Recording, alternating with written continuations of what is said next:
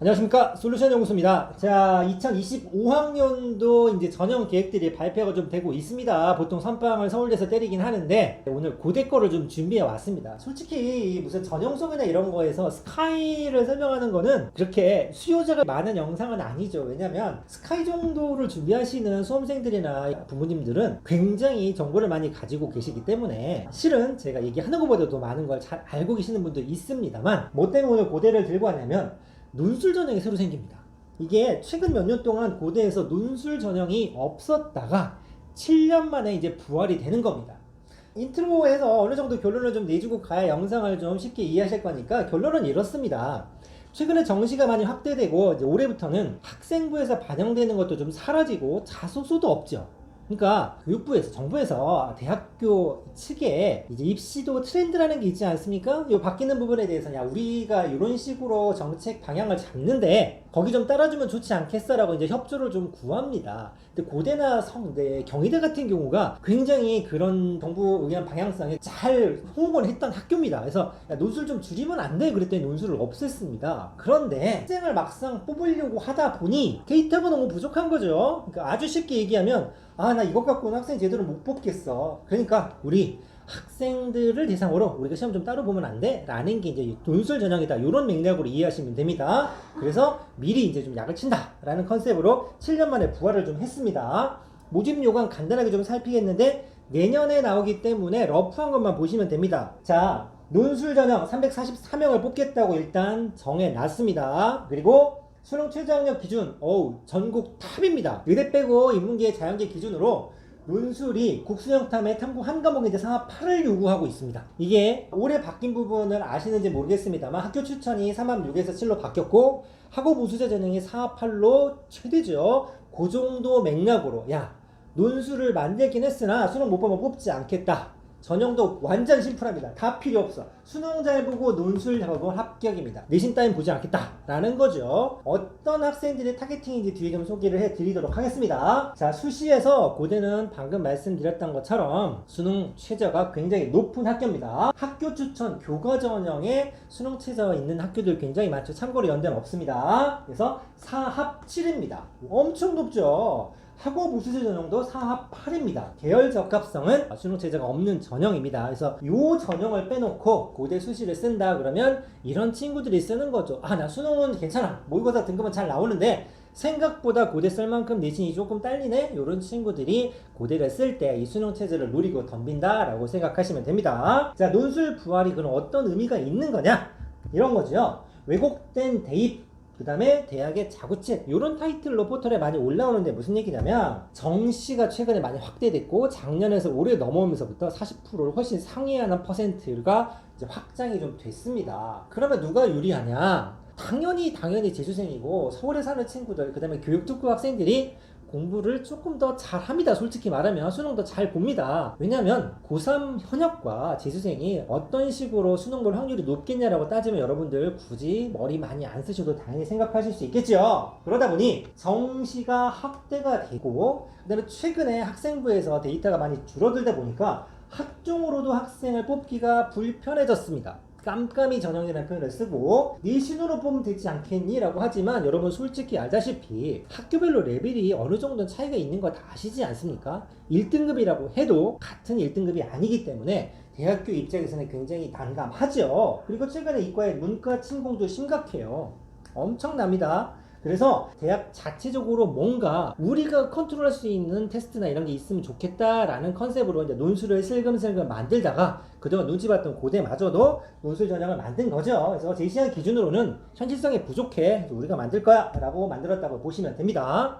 자, 그래서 공부 잘하는 현역, 그 다음에 이 재학생들을 어느 정도 좀 구제해 봤으면 좋겠다라는 얘기죠.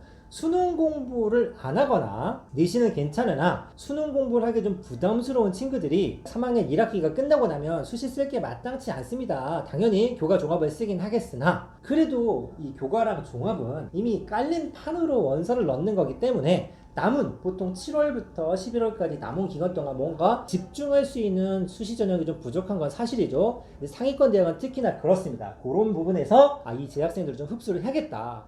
문과가 이과한테 침공당해서 불편하다고, 문이과는 논술은 성격이 분명히 시험에 다르기 때문에 이런 건 좀 구분이 됩니다. 자, 그래서 정시에서 N수생이 강세가 됐고 이런 것도 있고, 하다못해 하도 심하니까 정시에서 내신을 반영합니다. 서울대 올해 선빵 때렸고 고대도 한다고 하고 차례대로 스카이에서 그 정도는 방법을 쓰고 있습니다. 정시에서 사탐의 가중치를 적용하는 법도 논의가 좀 되고 있고, 문과, 이과, 이 침공도 어느 정도는 디펜스 할 수 있는, 실은 엄청나게 많은 포인트를 얹어주진 않습니다만 이 학교의 레벨이 높다 보니 영향력 분명히 있습니다. 그래서 그러면 뭘 잘했다, 그동안은 왜 안 했어 라고 했지만, 아까도 말씀드렸죠. 눈치를 좀 보는 게 있다니까요.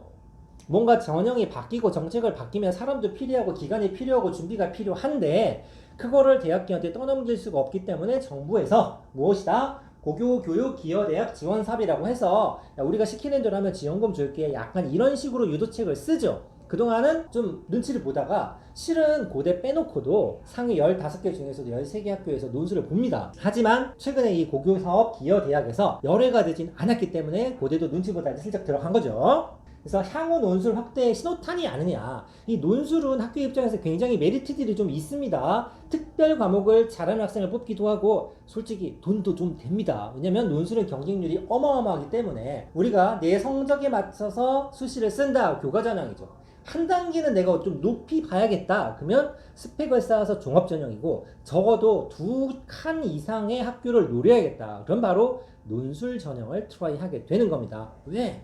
내 글쓰기나 수학이나 과학 그 중에 하나만 자신 있어도 도전할 수 있는 전형이기 때문에 그렇습니다. 그래서 고대를 필두로 해서 이제 눈치 안 보고 학교 자체적인 시험이 늘어나지 않겠나? 라는 식으로 해석하는 분들이 있다라는 얘기입니다. 그래서 논술 확대 가능성도 높고 현실적 방안도 없으니, 그 다음에 또 하나는 뭐냐면 고교학점제입니다. 고교학점제 아시다시피 정시라는 전형하고 굉장히 상반된 전형이기 때문에 이 학교에서도 나중에 어떻게 될지 모르니 미리 좀 판을 깔아놓자라는 컨셉도 분명히 있고, 분명히 뭔가 새로 시작하면 일장일단 있겠죠. 자, 그러면 조금 전에 재학생이 유리하다고 그래도 다 그러냐? 일반고 재학생보다는 특목 자사고 재학생들이 유리한 부분이 분명히 있습니다.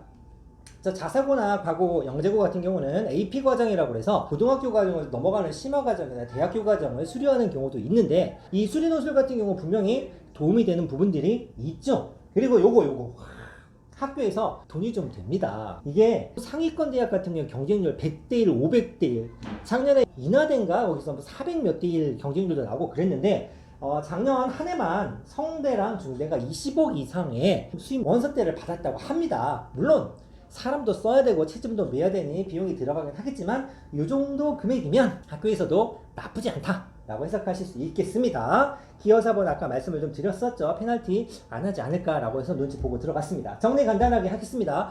고대에서 논술을 실시했다라는 얘기는 전형 방법을 좀 다양화한다라는 컨셉도 있고, 대학 자체 시험 성격이 좀 강합니다. 아무래도 논술 시험 자체의 내용을 학교에서 컨트롤 좀 할 수 있기 때문에 현실적인 대안이 없는 상황에서는 자구책의 일원으로 만들었다.